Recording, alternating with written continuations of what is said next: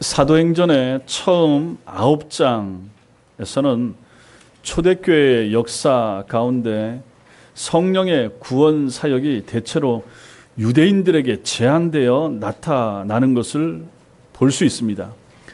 물론 빌립을 통하여 이디오피아 내시가 회심하고 구원받고 하는 것도 있긴 했지만은 전반적으로 복음의 중심, 혜택을 받는 사람들은 유대인들이었습니다. 그러나 이제 사도행전 10장부터는 좀 달라집니다. 여기서는 우리가 지난 시간에도 봤지만 가이사라, 지중해 연안에 있는 도시 가이사라에 살고 있는 이방인 유대 군대 관원이었던 고넬료에게 성령의 주권적인 역사가 나타나는 것을 우리가 볼 수가 있습니다. 그 내용을 10장에서 중심해서 기록해 주고 있는 거죠. 로마의 백부장 고넬료에게 하나님께서 나타나셔서 환상 중에 하나님의 뜻을 보여주셨습니다. 고넬료에게 말씀하신 핵심이 무엇인가? 베드로를 불러오라 하는 것입니다. 욥바에 있는 베드로를 청해서 불러오라 하는 거죠. 여기서부터 교회에 아주 놀라운 대전환점이 되는 순간이 벌어지게 되는 것입니다. 오직 한 분이신 참 하나님이 이전부터 숨겨오시던 하나님의 계획을 이제 여기서 분명하게 드러내 보여주고 계시기 때문입니다. 하나님의 성령께서는 고넬료에게만 환상 중에 나타나신 것이 아니라 앞으로 고넬료에게 청함을 받아 초청받아 가야 될 이제 베드로에게도 하나님께서 환상 중에 나타나시는 것을 오늘 말씀이 우리에게 보여줍니다. 여러분과 제가 오늘 말씀을 통하여 여기에 나타난 하나님의 뜻이 무엇인가 살펴보면서 은혜를 같이 나눌 수 있게 되길 바랍니다. 먼저 일하시는 하나님, 앞서 일하시는 하나님을 볼 수가 있습니다. 지난 시간에 우리는 고넬료가 어떤 사람인가 하는 것을 집중적으로 살펴보았습니다. 그리고 그가 기도 시간에 환상을 보았는데 욥바에 사람을 보내서 가죽 만지는 사람, 무드장이 시몬의 집에 머물고 있는 베드로라라고 하는 사람을 청해오라는 지시를 그가 받았습니다. 이때는 고넬료가 베드로가 누군지 모르는 상황입니다. 그래서 종과 병사 세 사람을 욥바로 보내게 되는 것이죠. 이것까지 우리가 봤습니다. 그리고 이제 9절입니다. 9절에 보면 고넬료가 보낸 하인과 병사들이 욥바성에 가까워지고 있는 시점에 베드로가 정오쯤입니다. 기도하려고 무두장이 시몬의 집 지붕으로 올라갔다라고 했습니다.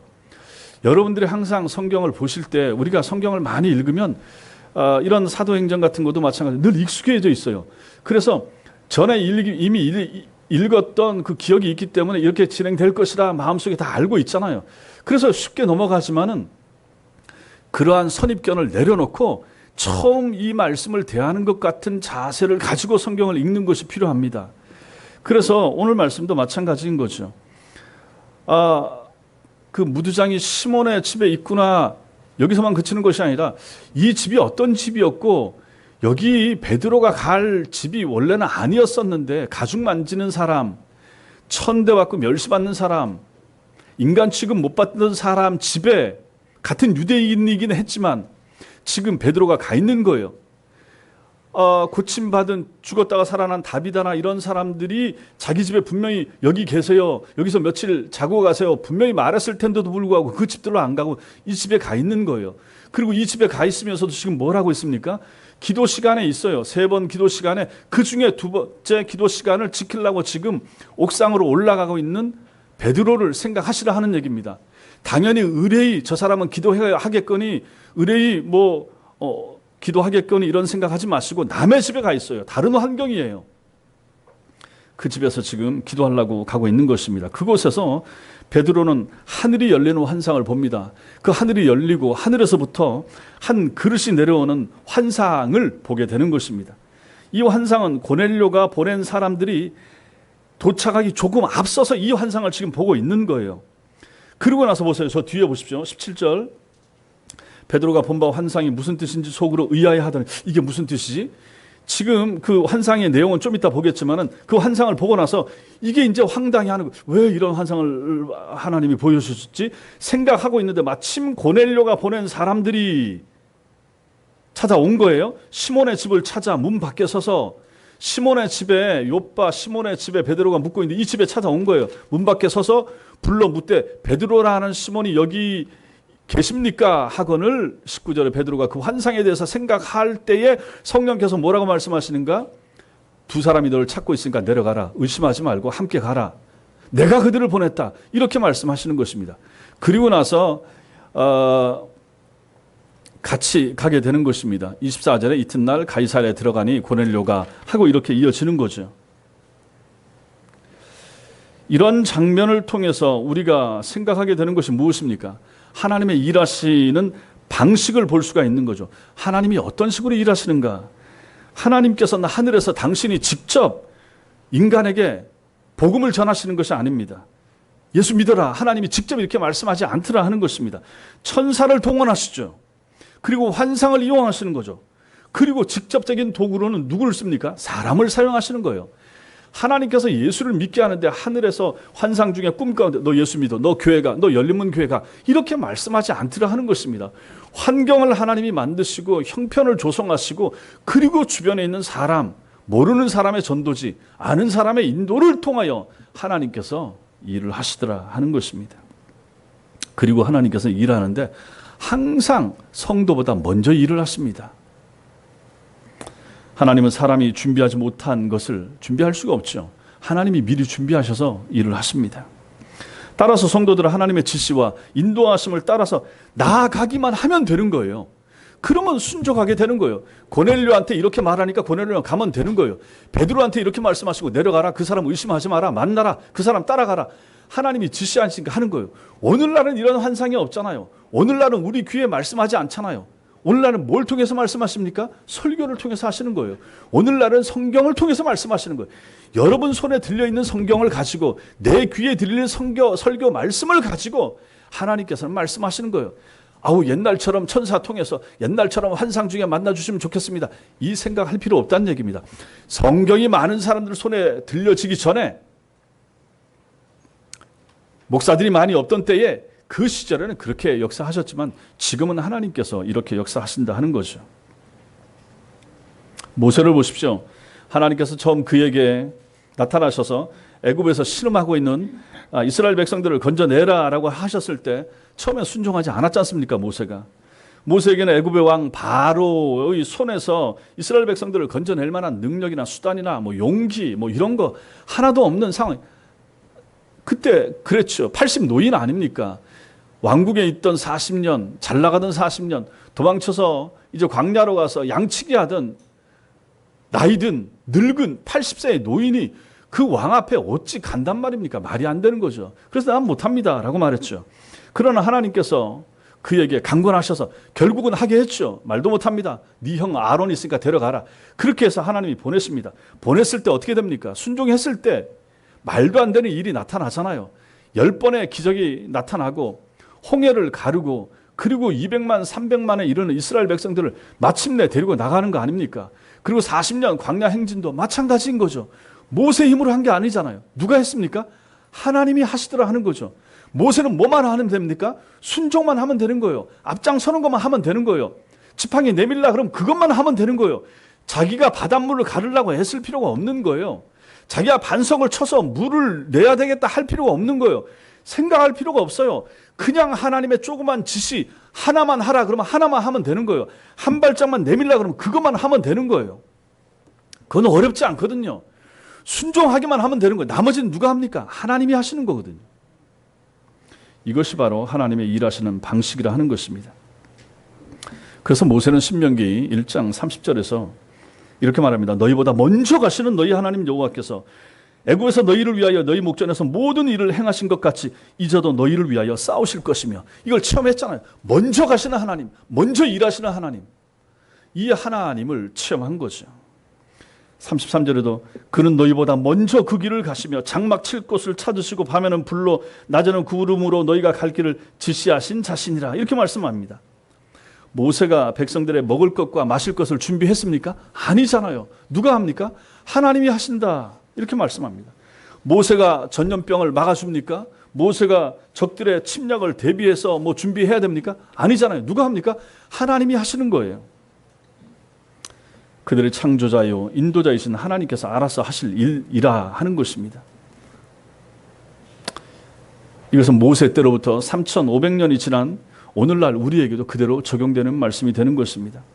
우리는 하나님의 뜻을 따라 하나님이 지시하시는 대로 우리 삶 속에서 우리에게 할 수 있는 작은 일에 순종하면 됩니다. 하나님이 여러분과 저에게 명령하시고 말씀하신 것 중에서 우리가 감당하지 못할 것을 말씀하시겠습니까? 아니잖아요. 부모가 자녀에게 심부름시키고 뭐 맡길 때도 할 수 있는 거 쉬운 것만 하잖아요. 그렇다면 우리를 잘 아시는, 우리의 연약함을 아시는, 우리의 수준을 아시는, 우리의 믿음 정도를 아시는 하나님께서 우리에게 무리한 것을 요구하실 리가 없다라고 하는 것은 너무나도 쉬운 거 아니겠습니까? 그러므로 여러분과 저는 설교를 통하여 들려주는 말씀, 또 여러분들이 성경 읽으면서 깨닫는 말씀들에서 여러분들이 순종하시는 것이 여러분들에게 필요하다. 그게 우리의 순서가 그거인 거죠. 감당할 수 있는 것, 내 마음에 도전이 되고 할 수 있는 것, 그건 하시라 하는 얘기입니다. 그럼 나머지 얘기는, 나머지 부분은 하나님이 책임져 주시는 거죠. 오늘 말씀에서 하나님의 지시하심을 따라 욥바성으로 내려갔던 고넬료의 종들이 준비된 베드로를 만났던 것 같은 은혜, 미리 준비하신 하나님, 미리 다 하시잖아요. 미리 섭리하시잖아요. 인생은 네 인생 네 것이다. 네가 해치고 가라. 세상에서는 그렇게 가르치고 하잖아요. 그러나 성경에서 뭐라고 말합니까? 걱정하지 마. 내가 너와 함께. 넌 내 것이야. 내가 책임져 준다. 그렇게나 많이 구약과 신약에서 말씀하시는 것이 하나님의 일하심, 하나님의 하시는 방법, 하나님의 역사하시는 패턴이 그런 식으로 나타나지 않습니까? 우리는 가면 되는 거예요. 그 하나님을 의지하고 믿고 가면 되는 거예요. 기도하라 그러면 기도하면 되는 것이고, 성경 보라 그러면 성경 읽으면 되는 것이고, 교회 일이 있고 하면 여러분들이 시간 내셔서 참여하시고 순종하시면 나머지 거기서 나타날 역사는 하나님이 하시는 것입니다. 저도 마찬가지고 여러분도 마찬가지죠. 그런 믿음이 여러분과 저에게 있게 되길 바랍니다. 두 번째로 우리가 이 말씀에서 깨닫게 되는 것은 기도 시간에 역사가 나타나더라 하는 것입니다. 역사는 언제 나타나는가? 기도 시간에 일어난다. 앞에 10장 3절 보십시오. 3절. 10장 3절 같이 읽겠습니다. 시작.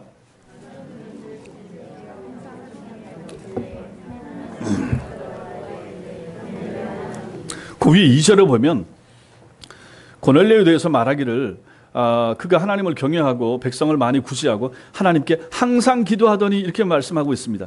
여기 항상 기도하더니는 규칙적으로 기도하더니 그 말입니다. 즉, 이 이방인이었던 로마 군대의 백부장이었던 고넬료는 항상 기도하는 사람, 규칙적으로 기도하는 사람, 시간 정해놓고 기도하던 사람입니다. 3절에 하루는 제 90쯤 되어 한상 중에, 여기 기도하던 시간이라고 말하지 않았기 때문에 꼭 기도하던 시간이라고 볼 필요는 없지만 기도하던 시간일 수도 있습니다. 어쨌든 그 기도하던 시간이라고 봤을 때 그 기도할 때 고넬료가 환상을 보고 하나님의 뜻을 알게 되었다 하는 것입니다. 그 기도하던 중에 환상 가운데 천사가 나타나서 욥바에 머물고 있는 베드로를 부르라고 지시하신 것입니다. 그리고 고넬료는 즉시 순종해서 하인 중 2사람, 군인 중에 1사람을 보내서 베드로를 불러오라고 한 거죠. 가이사라에서부터 욥바까지 거리가 한 50km 정도 떨어진 거리입니다. 50km 정도 될 것 같으면 여기서 한 평택 정도 거리가 될 것입니다. 여기를 걸어가는 겁니다. 걸어가면 부지런히 걸으면 한 12시간 정도. 집중하십시오. 저를 보세요. 쓰실 분들만 쓰시고 저를 보십시오. 50km 정도를 걸어가면 한 12시간 정도 걷는다 하는 것입니다. 그 3사람이 이제 걸어가야 되는 거죠. 고넬료가 환상을 본 시간이 9시입니다. 오후 3시입니다. 환상을 봤어요. 그러고 나서 이제 깨닫거나 즉시 보내는 거죠. 욥바로 50km 떨어진 곳으로. 그럼 3시 이후에 보냈을 거죠. 종 3사람을 보내는 거죠. 어두우시면 못 걸으니까. 12시간 걸리니까. 그러니까 그날은 당일날 오후에 출발해서 한 4시간, 5시간 걸어갔을 거죠. 그 다음날 이제 새벽같이 뭐 어디서 잤든지 그것은 그들이 알아서 할 것이고, 밤에는 못 걸을 테니까 그 다음날 일어나서 또 걸어갔을 거죠. 그래서 한 뭐 7, 8시간 걸어가서 도착한 시간이 정오쯤에 베드로가 있는 집에 욥바에 도착하게 되는 거죠. 구절 말씀 보시면 고넬료가 종들을 보낸 이튿날에 욥바에서 일어난 일, 이튿날, 다음날 무두장인 시몬의 집에 머물고 있던 베드로는 그곳에서도 자신의 기도할 시간에 정확히 기도하던 사람이었기에 정오경에 기도하러 시몬의 집, 남의 집이긴 하지만 기도하러 올라가는 거예요. 옥상으로 올라갔습니다. 그리고 그 기도 시간에 이번에는 하나님께서 베드로에게 환상을 보여주시고 하나님이 하실 일을 알려주고 계신 것입니다. 보세요. 앞서서 미리 일하시는 하나님께서는 정하신 목적을 위해서 정확한 순서에 따라 일하신다 하는 것을 여기서 깨닫게 됩니다. 그 전날 고넬료에게 환상을 통해서 할 일을 말씀하신 하나님께서는 이제 그 상대방 되는 베드로에게도 그 기도 시간에 찾아가셔서 환상을 통해 당신의 뜻을 알려주신 것입니다. 보십시오. 하나님께서 한 사람에게만 환상을 보여준 것이 아니라 고넬료에게 그 전날 보여주고 다음날 베드로에게 보여주는 거죠. 그래야 둘이 같이 알게 되는 거죠. 어떤 사람은 기도 응답 받았다고 하면서 한 사람 찾아가서 얘기를 하는데 자기만 기도 응답을 받고 그걸 갖고 얘기하는데 상대방은 그거 알지도 못하는데 종종 그렇게 얘기하는 사람들이 잘못된 것입니다.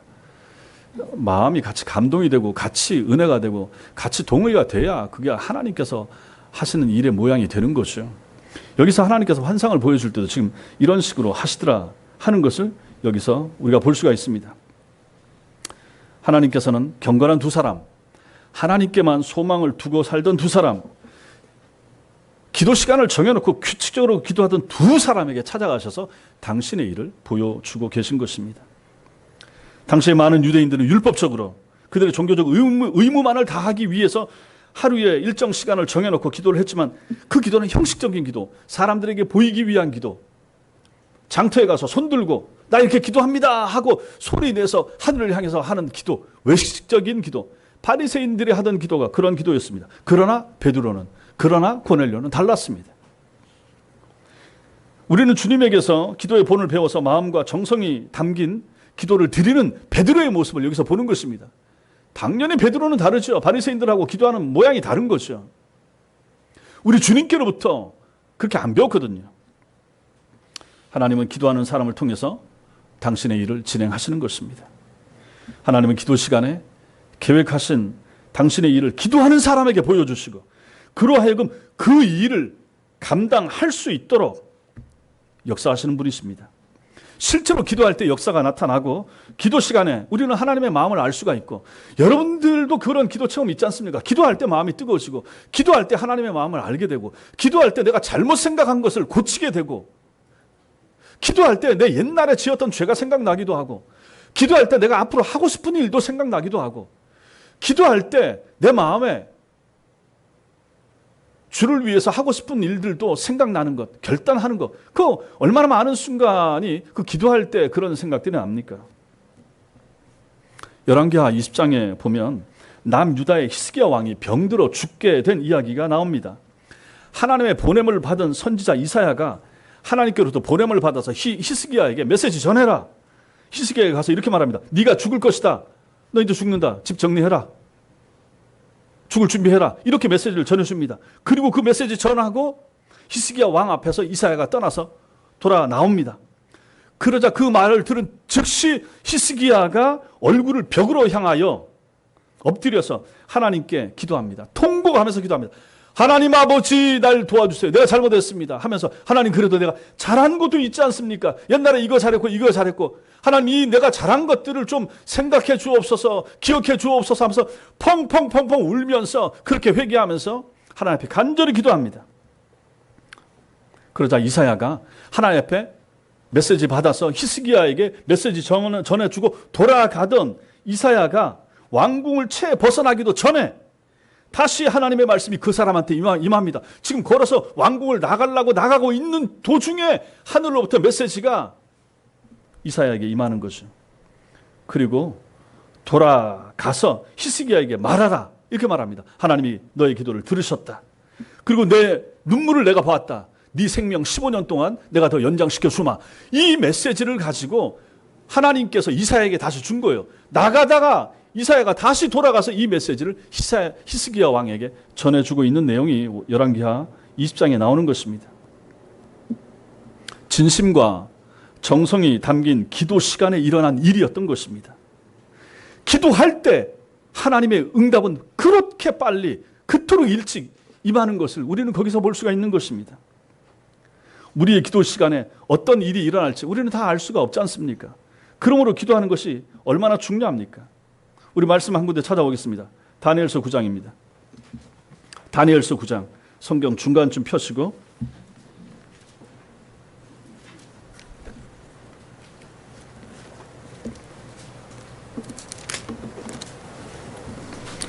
다니엘서 9장 23절.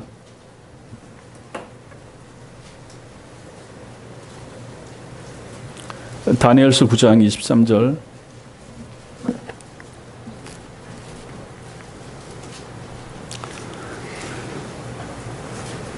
다니엘서 9장 23절 펴시고, 자, 제가 읽어드리겠습니다. 21절부터 보세요.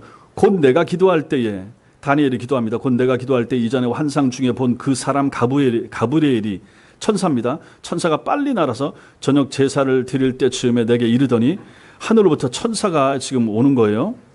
내게 가르치며 내게 말하여 이르되, 다니엘아, 하나님의 천사가, 가브리엘 천사가 와서 기도 시간에 와서 기도하는데 중간에 끊고 지금 천사가 와서 하나님의 뜻을 전해주는 거예요. 내가 이제 내게 지혜와 총명을 주려고 왔느니라. 하나님의 메시지를 받아서 가브리엘이 와서 이 말을 전해주는 거예요. 23절에 곧 내가 기도를 시작할 즈음에 명령이 내렸으므로, 가브리엘 천사가 다니엘이 기도를 시작할 즈음에 하나님께로부터 명령을 받아서 이제 내게 알리러 왔느니라.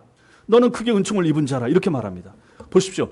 기도를 시작하는데, 기도를 하고 있는데 하나님의 명령이, 하나님의 뜻이 딱 가브리엘 천사에게 와서, 천사가 그 기도, 하나님의 뜻을 가지고 기도하고 있는 다니엘에게 찾아와서 기도 잠깐 중지하고 하나님의 메시지 들어. 이렇게 하나님께서 뜻을 알려주시더라 하는 것입니다. 이게 언제 일어났습니까? 기도하던 중간에 이런 일이 일어나더라 하는 것입니다. 성도 여러분, 기도하는 것이 얼마나 중요합니까?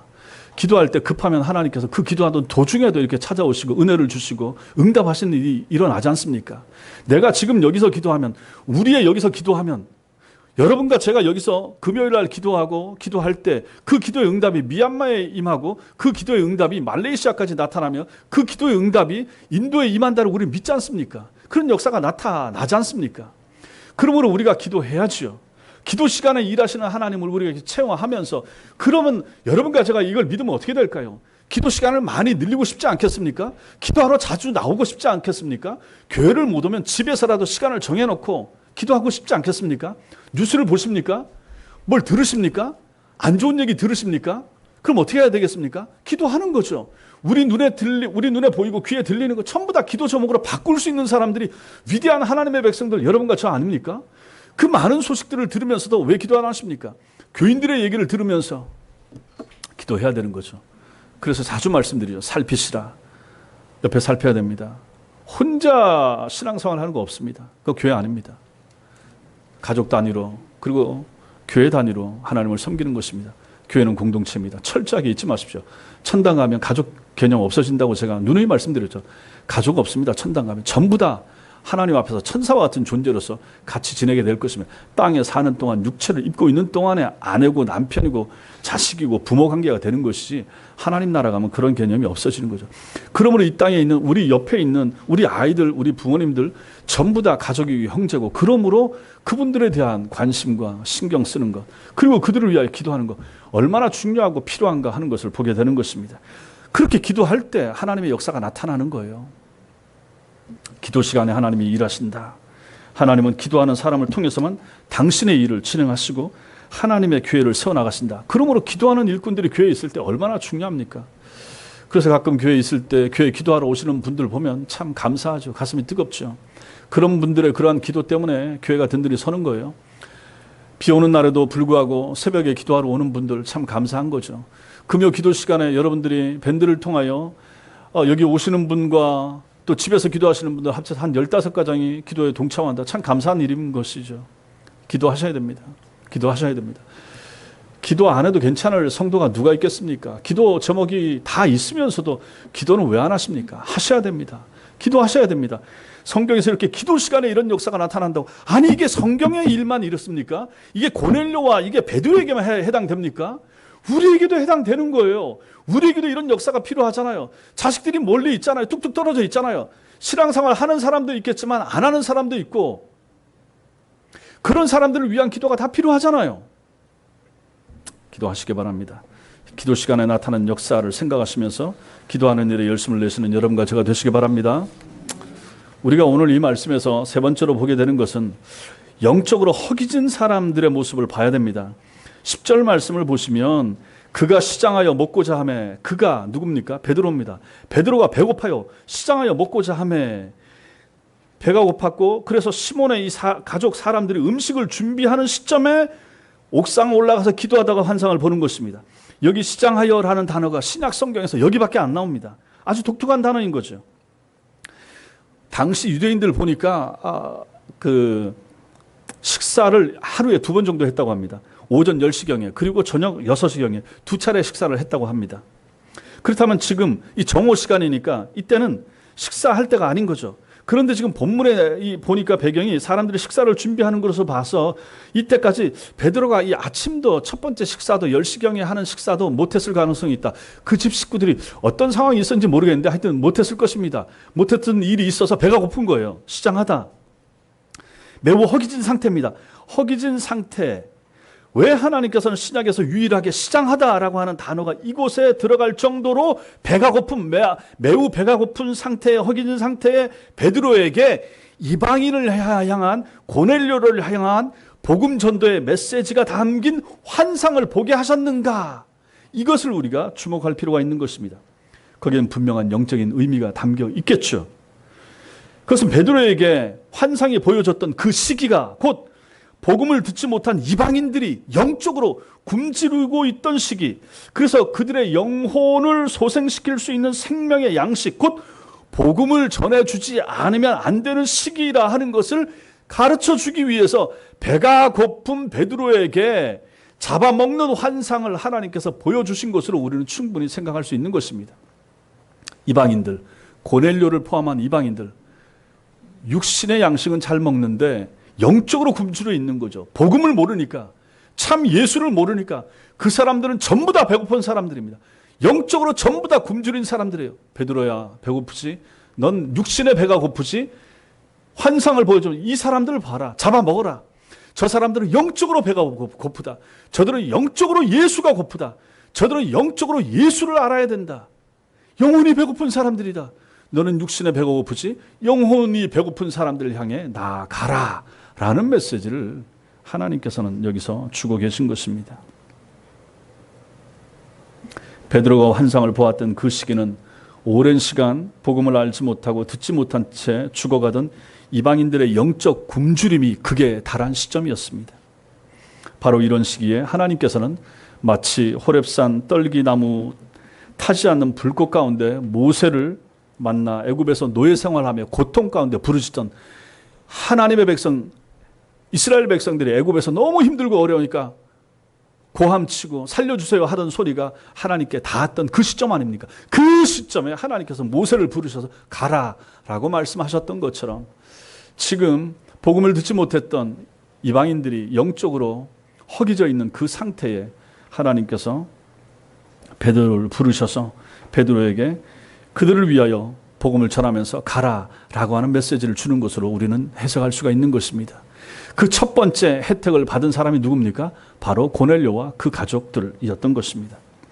만약에 하나님께서 영적 굶주림에 지친 이방인들의 이런 영적인 외침을 외면하셨더라면, 베드로에게 환상을 보여주지 않으셨더라면, 환상 때문에 고넬료를 방문하는 일이 만약에 없었더라면, 그래서 여전히 이방인을 향한 복음 전도의 문이 닫혀 있었더라면 어떻게 됐을까요? 지금까지도 선교의 문이 닫혀 있어서 기독교는 유대인들만의 종교로 존재했을 것이고, 여러분과 저는 어떻게 되겠습니까? 우리는 여전히 복음을 모른 채 일본처럼 수백만의 미신을 따르거나 공자의 가르침을 따르는 유교 국가가 만약에 됐다든지, 아니면 석가모니를 따르고 중심하는 불교의 통제를 받는 그러한 나라가 됐을 수도 있을 것입니다. 그러나 하나님은 이방인들의 영혼의 외침을 들으셨습니다. 그리고 복음을 먼저 받은 베드로와 같은 유대인들로 하여금 이방인들에게 나아가서 복음을 전하게 하심으로 새로운 세상의 문을 열어주신 것입니다.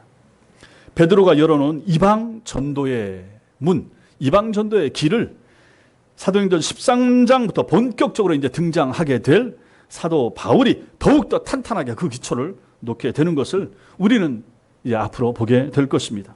그러므로 우리 역시 이 시대에 복음을 듣지 못함으로 인해서 영적인 굶주림 속에서 죽어가는 영혼들의 외침 소리를 들을 수 있어야 하는 것입니다. 사도행전 16장 9절에 보면 바울의 귀에 환상 중에 들렸습니다. 마게도냐로 건너와서 우리를 도우라. 한 청년이, 마게도냐 청년이 부르는 거죠. 건너와서 우리를 도우라. 그래서 거기서 그 말 때문에 거기서 건너가게 된 거죠. 그래서 이제 오늘날 유럽이 복음화하게 되는 것입니다. 그 부분을 나중에 이제 우리는 배우게 될 것입니다. 그러한 호소와 외침이 우리로 하여금 일을 하게 만드는 것이고, 그러한 외침, 그러한 잃어버린 영혼에 대한, 그러한 영적으로 배고파하는 사람들에 대한 부름을 듣는 사람들이 있죠. 그 사람들이 누굽니까? 그 사람들 선교사들인 거죠. 그들이 말레이시아로 가는 거죠. 그들이 인도로 가는 거죠. 그들이 필리핀도 가고, 그 영혼이 부르는 그 외침, 그 배고픔, 영적인 허기짐을 알고 그들에게 먹여주기 위해서 선교사들이 나가는 것이죠. 그래서 우리는 그러한 선교사들을 후원하는 것이 마땅하고, 또 여러분과 저는 복음을 전해야 하는 거죠. 어제도 몇몇 분이 나와서 우리가 1단지와 2단지, 그 다음에 여기 중앙 쪽까지 와서 전도했습니다. 왜 나갑니까? 그런 영혼에 허기진 사람들이 있다 하는 거죠. 저렇게 잘 먹고 잘 살고 식자재 와서 장 봐서 가지만, 그래서 육신의 양식을 채우는 거죠. 영적으로 굶주린 사람이 있는 거예요. 예수 없이 사는 사람들이 얼마나 많습니까? 그들에게 가는 거죠. 우리 전도팀을 중심으로 해서. 그러한 영적으로 배고파하는 사람들의 상태를 우리가 알고 그들에게 나아가는 것, 이것이 바로 전도하는 거죠. 핸드폰 중에 아이폰이 있죠. 비싸고 좋은 아이폰이 있는데, 이걸 만든 회사는 애플입니다. 이 회사를 세운 사람이 스티브 잡스라고 하는 사람입니다. 스티브 잡스가 세상을 떠났는데 이 사람이 남긴 유명한 말이 있습니다. Stay hungry, stay foolish라고 하는 말을 남겼습니다. 계속 배고프고 계속 바보스러우라, 이렇게 말하는 것이죠.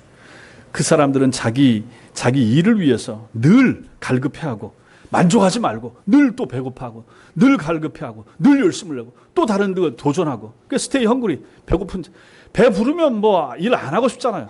그러니까 가득 차도 배고픈 마음을 가지고 살라 하는 거죠. 그리고 be foolish, 바보스럽게, 무모하게, stay foolish, 무모하게. 야, 저런 일을 왜 하지? 라이트 형제가 그런 무모한 도전하지 않았으면 오늘날 비행기 없지 않습니까? 에디슨 같은 사람이 바보스럽게 그렇게 이거 전등 하나 만들겠다고 수천 번 실수하고 실패하면서 하지 않았더라면 오늘날 불 없지 않았겠습니까? 이게 바로 stay foolish입니다. 바보스럽게 그 일에 서 있으라 하는 거죠. 이것은 우리 젊은 사람들이, 우리 학생들에게 필요한 얼마나 좋은 말입니까? 이것을 우리 영적으로도 충분히 우리에게 적용할 수 있습니다. 우리에게도 이러한 배고픔이 있어야 되는 거죠. 어떤 배고픔입니까?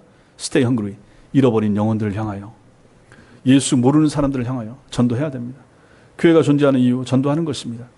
교회를 크게 세우고 크게 짓고 수양관 땅을 사기 위해서 교회가 존재하는 것이 아니라 잃어버린 영혼을 찾기 위해서입니다. 여전히 전도할 사람들은 많습니다. 지난 시간에 말씀드렸죠. 복음화율이 한 15%밖에 안 된다. 85% 되는 한국 사람들이 예수 없이 살아갑니다. 얼마나 많은 이단들이 있고 우상 숭배에 빠진 사람들이 있습니까? 그들을 향해서 우리가 복음을 가지고 나가야 되는 거죠. 그 마음은 바로 스테이 헝그리의 마음을 가졌을 때 가능하다 하는 것입니다. 잃어버린 영혼을 향한 불쌍히 여기는 그러한 마음, 그리고 바보스럽게 무모하게 도전하는 거죠. 야, 이런 때 누가 전도시 받는다고? 잘 안 받아요. 제가 얻은 무슨 뭐 빼빼로 같은 거 가지고 와서 어제 나눠주고, 뭐 초콜릿 가지고 나눠주고, 물티슈 가지고 나눠주고, 야, 그런 짓을 요즘도 합니까? 하는 사람들도 있고, 그래도 하는 거죠. 바보스럽게 비가 오락가락 하는데도 그래도 가서 하는 거죠. 바보스러울 보일 정도로. 그 사람들 보라고 하는 것이 아니라 주님 앞에서 우리가 해야 될 일 하는 것이고, 바보스러울 정도로 그러나 영혼을 사랑하는 마음 가지고 우리는 간다 하는 것입니다. 이것이 우리에게 필요합니다. 여러분과 저에게 이런 마음이 필요한 거죠. 교회가 이것 때문에 존재하는 것입니다. 배고픈 것에서 만족하시면 안 됩니다. 영적으로 배고파하는 마음이 필요합니다. 이거 뭐 제가 혼자 그렇게 생각하는 말이지만 저 위에 옥상에 올라가면 개들이 있죠. 개들 2마리 있는데 제가 좀 이제 좀 너무 이뻐하는 것을 좀 강하게 하니까 애들이 저를 싫어하고 그럽니다. 어쨌든 올라가서 이제 이뻐하는데 가끔 가보면 그 밥그릇에다가 우리 장로님도 그렇고 유권사님도 밥을 이만큼씩 줘요. 그럼 전 다 걷어갑니다. 다시 통에 쏟아. 아침에 제가 주거든요. 밥을 줄 때 손에다가 제가 얹어가지고 희뻐하면서 그렇게 먹여요. 하나하나. 그래갖고 잘 먹어요. 근데 보니까 이놈들이 배가 부르면 제가 올라가도 별로 반기질 않아.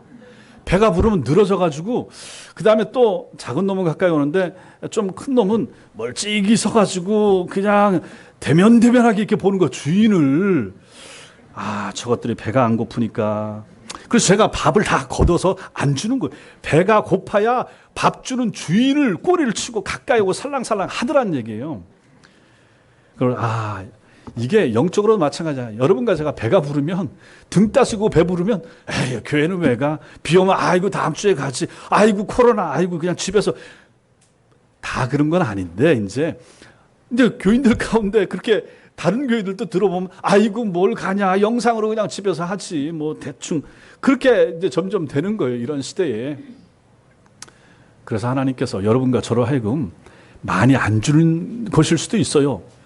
배가 좀 고파야 정신을 차리고 배가 고파야 기도하러 나오고 좀 어디 아파야 쑤시고 해야 기도하러 나오고 그렇게 되는 거예요. 보니까. 아닙니까? 맞죠. 하나님께서 그래서 배고픈 상태를 유지하는 것이 참 중요하다 하는 것입니다. 문제는 뭐 고혈압이든지 당뇨병이든지 현대병 많이 먹어서 생기는 거 아닙니까? 잘 먹어서 너무 먹어서 생기는 거 아닙니까? 우리가 영적으로 하나님 앞에서도 허기진 상태를 유지하는 것이 그런 면에서 굉장히 중요하다 하는 것을 이 말씀이 우리에게 알려주고 있습니다. 마지막으로 우리가 여기서 보게 되는 것은 넘어야 될 장애물이 있다 하는 것입니다. 11절과 12절 말씀을 보면 환상 중에 하늘에서 한 그릇이 내려오는데 그 그릇에는 네 귀가 있고 그 안에는 각종 네 발 가진 짐승과 기는 것과 공중에 나는 것들이 있다고 했습니다. 이 환상은 매우 상징적인 의미를 담고 있는데 네 귀는 동서남북 사방을 가리킵니다. 즉 복음이 사방으로 두루두루 퍼져야 된다 하는 의미죠. 그리고 그릇 안에 들어있었던 각종 짐승들은 유대인들이 부정하게 여기는 이방인들을 가리킵니다. 구약성경 레위기에 보면 먹지 말라고 한 짐승들도 있죠. 그러한 짐승들도 담아놓은 거죠. 그러니까 그 유대인이었던 베드로가 그걸 알고 난 못 먹습니다 말하는 거죠. 13절에 보면 잡아 먹으라 이렇게 말하죠. 이것은 예수 그리스도의 복음 안에서 정결한 것과 부정한 것의 구별이 없어졌기 때문에 무엇이든지 먹으라 하는 얘기입니다. 나는 저런 짐승 못 먹습니다. 편견 버리고 먹으라 하는 말씀이 되는 거죠. 이제는 복음이 유대인에게만 전해지는 것이 아니라 이방인에게도 전해져야 되니까 가리지 말라라고 하는 하나님의 메시지를 이렇게 환상 중에 베드로가 받고 있는 것입니다. 그런데 베드로는 이 명령에 거부하죠. 그럴 수 없나이다. 왜 이렇게 말했을까요? 잡아먹기 어려워서입니까? 아니면 그 짐승들이 뭐 으르렁대면서 덤빌라고 해서 그렇습니까? 아닙니다. 베드로가 마음만 먹으면 이미 상이 다 차려져 있기 때문에 잡아먹을 수가 있는 것입니다. 그럼에도 베드로가 거부했습니다. 그것은 바로 베드로의 편견 때문에 그런 것입니다. 나는 유대인이고 복음은 유대인에게만 전해야 된다. 이 생각을 가지고 있었던 거죠. 그런데 이방인들에게는 안 되는 거죠. 복음은 유대인들에게만 전해야 되고 그들만 하늘나라 가야 된다라고 생각하는 이 편견 때문에 이방인에게는 복음을 전하지 못하겠다고 고집하는 것입니다. 여기서 우리는 복음 전파에 있어서 가장 큰 장애물이 무엇인가? 편견이라 하는 것을 보게 됩니다. 복음을 전하기 어려워서 복음을 전하지 못하는 것이 아닙니다. 복음을 전하면 뭐 욕을 먹고 모욕당하기 때문에 복음을 전하지 못하는 것이 아닙니다. 상황이 어렵다고 하는 것도 실제는 문제가 되지 못하는 거죠. 문제는 바로 복음을 전하는 사람들의 마음에 있는 것입니다. 베드로 같은 경우는 편견이었습니다. 우리들도 그럴 수 있습니다. 저 사람은 복음을 전해도 듣지 않을 사람, 저 사람은 기독교하고 너무 거리가 먼 사람, 뭐 이런 거, 저 사람은 하나님께 버림받았을 거야, 뭐 이렇게 생각한다 그러면 이게 전부 다 편견 아닌가 하는 것이죠. 그러므로 여러분과 저는 이런 편견을 버려야 됩니다. 도대체 하나님의 복음의 은혜로부터 소외된 사람, 제외된 사람, 불가능한 사람이 어디 있단 말입니까? 누가 누구를 평가한단 말입니까? 하나님은 모든 사람이 구원받기를 원하신다라고 디모데전서 2장 4절에서 말하지 않았습니까? 따라서 전능하신 하나님을 믿는다는 우리가 편견이라든지 선입견, 터부시하는 것, 이런 것은 다 내려놓아야 됩니다.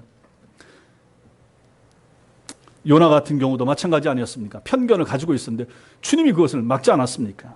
그러므로 여러분과 제가 돌아봐야 됩니다. 나로 하여금 복음을 전하지 못하게 만드는 요소가 무엇인가? 편견뿐만 아니라 우리에게 있어서 복음을 전하지 못하게 만드는 장애되는 요소들이 있습니다. 뭡니까? 말씀에 대한 무지, 말씀을 너무 모를 때, 아는 게 없을 때, 기독교의 진리가 내 속에 별로 없을 때 뭘 전한단 말입니까? 이것도 복음 전도에 장애가 되는 거죠. 또 영혼에 대한 무감심, 앞에서 보았던 것처럼 믿든지 말든지 무관심하게 되면 우리가 복음 전하지 않게 되잖아요. 심지어 가족들 가운데서도. 그래서 자주 말씀드립니다. 앞으로도 계속 기도할 텐데 가족들이 예수 안 믿는다. 계속 기도해야 됩니다. 땅을 치면서 기도해야 되는 거죠. 언제 어떻게 무슨 일이 어떻게 될지 모르는데 예수 믿어야 되지 않겠습니까? 내 가족이 예수 믿어야 되지 않겠습니까? 가슴을 치면서 기도해야 되는 거죠. 간절히 기도해야 되는 거죠. 진리 전파에 소심한 마음, 이런 것들이 전부 다 복음 전파에 있어서 장애가 되는 것입니다. 이것을 넘어서야 되는 것이죠. 그랬을 때 우리는 하나님 앞에 바른 복음 전도자가 될 수 있을 것입니다. 사랑하는 성도 여러분, 하나님께서는 오늘 베드로가 본 환상을 통해서 베드로와 유대인들이 부정하게 여기던 각종 짐승들을 잡아먹으라, 이렇게 말씀하십니다. 잡아먹으라. 이 세상 모든 사람들은 전부 다 여러분과 저 우리의 전도 대상자입니다. 잡아먹어야 됩니다. 영적으로 말입니다. 예수의 복음을 가지고 저들에게 전하는 것, 이것이 바로 잡아먹는 거죠. 가릴 것이 없습니다. 잡아먹어야 됩니다. 열심을 내야 됩니다. 이것 위에서 이 땅에 성도가 존재하고 이것 때문에 교회가 존재하는 것입니다. 미리 일하시는 하나님을 믿어야 됩니다. 두려워할 필요 없습니다. 우리가 가면 하나님 미리 가겠습니다. 우리가 저쪽 가 있으면 하나님의 천사가 미리 사전 정지 작업을 다 하십니다. 믿어야 됩니다. 그리고 기도를 무기로 삼아야 됩니다. 기도하면 하나님이 일하십니다. 여러분과 제가 하는 것이 아닙니다. 하나님이 하신다. 하나님이 하신다. 믿으셔야 됩니다. 구령에 대한 열정과 갈급한 마음을 가지고 세상으로 나갈 수 있어야 됩니다. 하나님의 교회는 여기에 초점을 맞춰야 됩니다. 그리고 우리 삶 가운데 나타날 수 있는 모든 장애를 넘어서 우리는 복음을 전해야 됩니다. 여러분과 제가 이렇게 오늘 이 말씀을 통하여 이런 면에 도전을 받고 이렇게 영혼을 살리는 일에, 복음을 전하는 일에, 영적으로 사람들을 잡아먹는 이 일에 앞장서는 그러한 하나님의 사람들 되시고 그러한 교회가 될 수 있기를 주님의 이름으로 축원합니다. 기도하겠습니다.